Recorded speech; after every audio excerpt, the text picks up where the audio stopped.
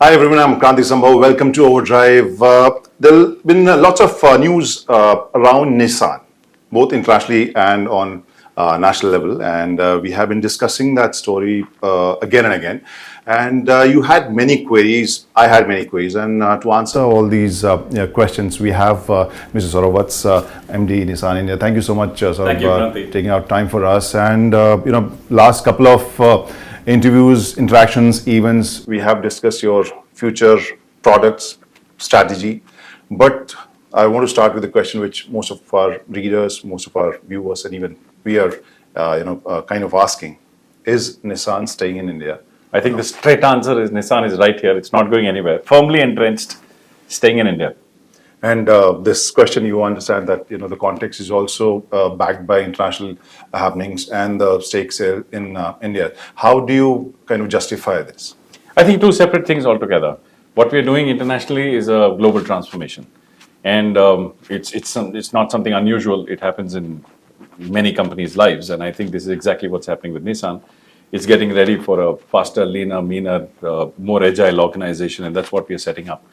In India, it's a very different thing that we've done. We've just rebalanced the stake that we had in RNAIPL Chennai, which is our manufacturing setup with our alliance partner. Apart from that, everything that Nissan wants to do in India is secure. It's safe. The future is secure. The future pipeline for products is secure. The future capacity is secure. In fact, while you and I are talking, the pre-production builds of our future models are on the line right now. You'll soon enough see the vehicles with camouflage on test. So it's very important that we set this absolutely clear that we are not leaving the country. Nissan is right here. It's going to stay. And just to give you a little bit of a background, it's really important to understand that Nissan has been in the country for a very, very long time. In fact, in 1965, Nissan gave the license to the Patrol 610, P610, to the Indian government. And it was manufactured as the Jonga, which was the trusted warhorse for the armed forces. And that production continued till 1999. In fact, in the last 5 years, it was offered to civilians as well.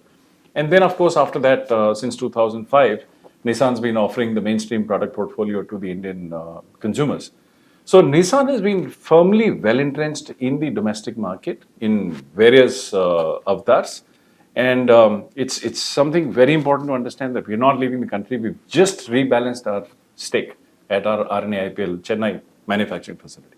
And that also, does this put you under some kind of limitation while, on the kind of flexibility, production, or the number of models you want to produce from there? I think very important, once again, to reiterate that future product portfolio is secure. That means whatever we have announced in the recent past. We met a couple of times in October and July last year. Even after that, we wanted to make it absolutely clear. The BMPV 7-seaters on track. It's coming in Q4 of this financial year. Then you have the CSUV 5-seater. It's going to come in the middle of the next calendar year. 26 middle, it'll be there. And then we are working on a CSUV 7-seater, which will be coming in early 27. See, all the pipeline is absolutely clear, secure, and the production capacity in the factory is secure. So it really doesn't change anything for Nissan in practical terms. In Japan, whatever the conversation happened between all the three manufacturers, do you think that also had some negative impact on common Indian customers who are also aware of the international I think the first thing first, we should keep what's happening globally separate from what's happening in India. Okay. So while Nissan's undertaking a massive transformation globally, and there's nothing wrong with it. It's absolutely perfect. In India, we are going ahead with all the investments. So while the alliance has invested $1.8 billion in India, we have further invested 700 million euros on the new products. So and the new products are all on time. So nothing has changed. So if you look at it, the BMPV last year when we met, we had not announced that because we wanted to keep it like a little bit of a surprise for everybody. So the BMPV is now coming. It's coming in the Q4 of this financial year. The two CSUVs are well invested and they are coming in on time. And all these vehicles are actually designed ground up for India. So it's not that we are plucking something from a global portfolio and putting it in India, but it's actually completely opposite. We are going to cater to the Indian audiences first, and then under our one car, one world philosophy, we're going to take these cars out of India to the other parts of the world. Why do we do that? Because if you look at the regulations, if you look at the emission standards, if you look at the feature lists, Today, what the Indian consumer is demanding and what the law of the land is demanding, by the virtue that you meet these requirements, you actually can export to a very large number of countries. So if you look at the Magnite, a great example. October, we put both the right-hand drive and the new left-hand drive vehicle on the same platform because they are both exactly the same vehicles, but it's just the drive side which is different. By the virtue that we brought the left-hand drive vehicle, it has opened up 45 new markets for Magnite. So the two vehicles are absolutely the same in terms of spec, in terms of safety, in terms of build quality. Everything is the same. But by the virtue that now we have a left-hand drive, we are able to go to 45 new markets across the globe. Do you also think that Datsun experience or that whole episode also puts pressure on you to convince everyone that, okay, Nissan is not leaving? I think the Datsun was a different story altogether, and Datsun exit was based on the product portfolio, which was in under the brand Datsun at that point in time. Nissan today is coming into mainstream segments. So we have the B SUV with the Magnite. We're talking about the B MPV, which is a 7-seater. Then we're talking about a C SUV 5-seater and a C SUV 7-seater. So you can see we are broad basing our segment appeal. We are not just saying that, okay, we're going to have different shapes and sizes of the Magnite itself in the B SUV segment. We are going into all mainstream segments across the market. And like I said, these products are all made for India, made in India, which means that they are going to cater to the design, style, feature content, safety, regulations, everything that the consumers are looking for in India. So I would not link it to historical past. I would look at it from a renewed vigor and vitality that Nissan's kind of putting into the market with relevant products. So it's very important to be relevant. So I keep saying that Nissan is, as a brand, has got more equity than share today. But equity can transform into future share if you have relevant stuff. And I think right now, when you look at the portfolio, I've seen the portfolio. I mean, it's very relevant to the Indian domestic consumer.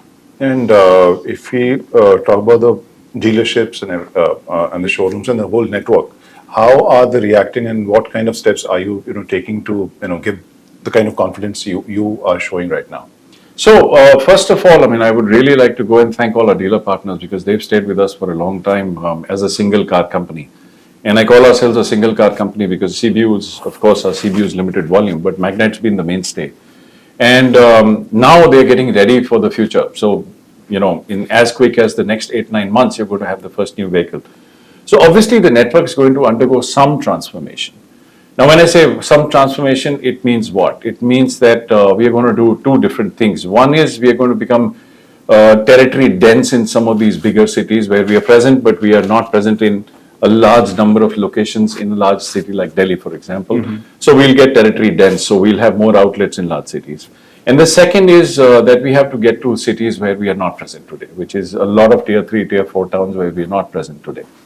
So the network definitely has to undergo that one transformation and growth.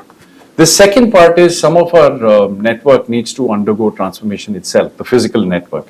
Because they work right now catering to one vehicle, with the CBU maybe 2, and in times to come they will expand to 5. So physically some of the network locations will undergo a change. Same happens on the after sales side. We've got to get ready for servicing a much larger load with all these new vehicles coming in. Imagine with the volumes that we're talking, FY 26-27, domestic is 100,000, export is 100,000. So export of course goes out of the country, but domestic 100,000 vehicles means starting from a PDI. To managing after sales every year on year, we have to get ready for that. So there's a lot of scaling up which is going on in the background. We are very connected with our dealers through our dealer councils and subcommittees. There are specific subcommittees which are focusing only on the readiness for the future, and so this is with dealer participation. So it's very important that we all mutually understand what we need to do to get ready. Launching 3 new vehicles in almost, I would say, 12 to 14 months, starting the last quarter of this financial year, is going to be exciting, but at the same point in time, it's also going to be fairly grueling for the network. So the number will increase, or basically? Yes, the numbers will increase. So last year when we met you, we told you we'll sign up with 155. We closed the year with 160 outlets, the last financial year. This financial year, we are aiming to go at 180. And in the coming financial years, obviously with the volume growth, like I said, territory dense and reaching out to locations where we're not present, network will grow. But the first right of refusal will be with our performing dealers, because obviously they've stayed so long with Nissan that it's time for them to grow. I wanted to check upon the X-Trail experiment. How did it do, and what do you think about the reception it got? I think X-Trail, like we said, it was a relaunch of our CBU business, and we brought in the X-Trail with the world-renowned engine on it, the variable compression ratio engine on it. And obviously, being a CBU, you were pricing it at the top end because of all the duties and taxes. We've learned our lessons in terms of pricing and stuff like that. But I think the consumers have loved it. So those people who are driving it, they absolutely love the product. And we've got some fantastic feedback on the car.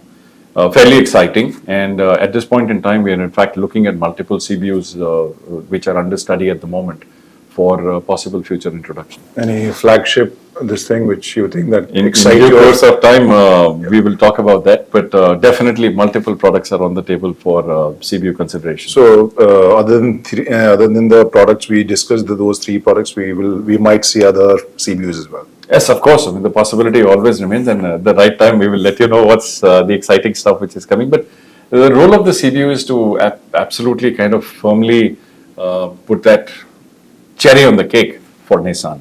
So while we do the mainstream business with the products that we produce here in the country, they're fully localized. It's very important for people to understand the tech, the real Nissan SUV form factors that Nissan's known for: durability, reliability, performance. And that can be demonstrated only through some of our CBU products. Did you ever think about petrol for Indian market? Petrol's absolutely on the table for the active consideration. So right now we have the new petrol in left-hand drive. And like I said, we are looking forward to the right-hand drive petrol when it comes in 2027. And like I said, all the flagship SUVs are on the table for consideration. But which one comes in? Yet to be announced. And electric car, models. What's the scene right now, and how do you see the Indian electric car market? So, if you look at it, Kranti, we've been absolutely open about two things. One, Nissan needs to broad base itself and firmly get the volumes on the mainstream business, which is the ICE business, which is about 96% of the TIV today. And that's what we are talking of right now. But we've discussed hybrids, we've discussed alternative fuels, we've discussed EVs. And at the right appropriate time, these products will probably come into the country, because if you look at CNG, for example, we spoke about CNG 6, 7, 8 months ago, and CNG is now available as a kit on the Magnite. Same for EVs and hybrids. We are actually considering all of these products and actively considering all of these products. And at the right relevant time, we will bring the right relevant technologies to meet CAFE and consumer requirements. So currently, the priority list doesn't have, the EVs don't figure in your top three priority. I won't say the EVs don't figure or hybrids don't figure or alternative fuels don't figure. What we are saying is we are right now bringing in the ICE models to make sure that we are firmly entrenched in the 96% of the total TIV. And of course, we will bring all the right relevant technologies for both CAFE and future electrification. Right. Thank you so much. Thank you so much, Kranti. Thanks a lot for coming over. Good luck.